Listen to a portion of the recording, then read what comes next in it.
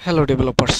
আজকে আমরা নতুন একটা ইন্টারেস্টিং বিষয় শিখব। সেটা হচ্ছে কিভাবে আমাদের ভিএস কোডের যে এক্সিস্টিং যে স্নিপেটগুলো থাকে এগুলোকে কিভাবে মডিফাই করতে পারেন বা নিজের মতো করে আপনি কিছুটা কাস্টমাইজ করে নিতে পারেন। সেটার জন্য মনে করেন আমি একটু উদাহরণ সাপেক্ষে দেখাচ্ছি। মনে করেন আর সিসি, তার মানে কি রিয়াক্ট ক্লাস কম্পোনেন্ট, এখানে দিলে দেখেন আমাকে কিন্তু একটা ওয়ার্নিং দিচ্ছে যে বর্তমানে এটা আসলে আমার দরকার হয় না, এটাকে কেটে দিতে হয়, মানে এটা লাগে না। বর্তমান রিয়েক্ট যে ভার্সনগুলো আছে এটা লাগে না।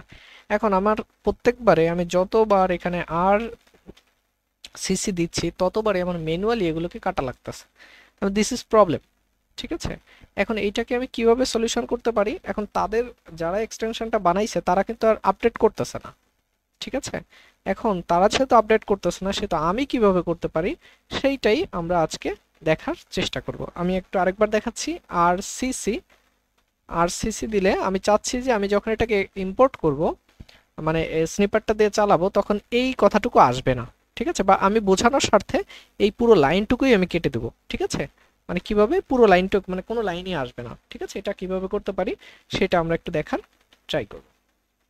এটার জন্য আপনি যে কাজটা করতে পারেন, ম্যানুয়ালি দেখাই দিই।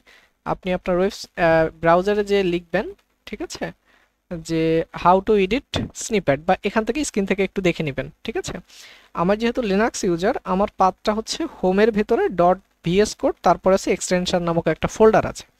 যারা উইন্ডোজ ইউজার আছেন, যারা ম্যাক ইউজার আছেন, ম্যাক এবং লিনাক্সের জন্য একই পাতে আছে। আর যারা উইন্ডোজ আছেন তাদের জন্য এই যে ইউজার প্রোফাইল, তারপরে এই যে ডট ভিএস কোড, তারপরে এক্সটেনশন।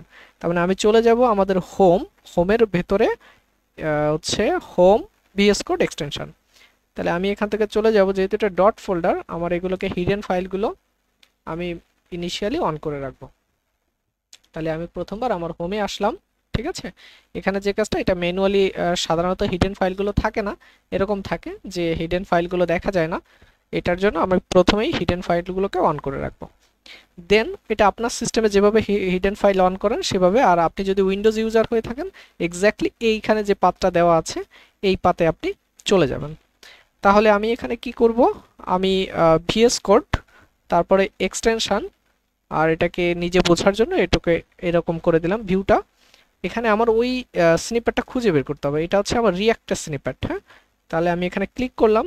ক্লিক করার পরে এক্সটেনশনটা আছে, এই যে জেসন ফাইলটা আছে, এই জেসন ফাইলটাকে আমি ভিএস কোডে ওপেন করব, সিওডি।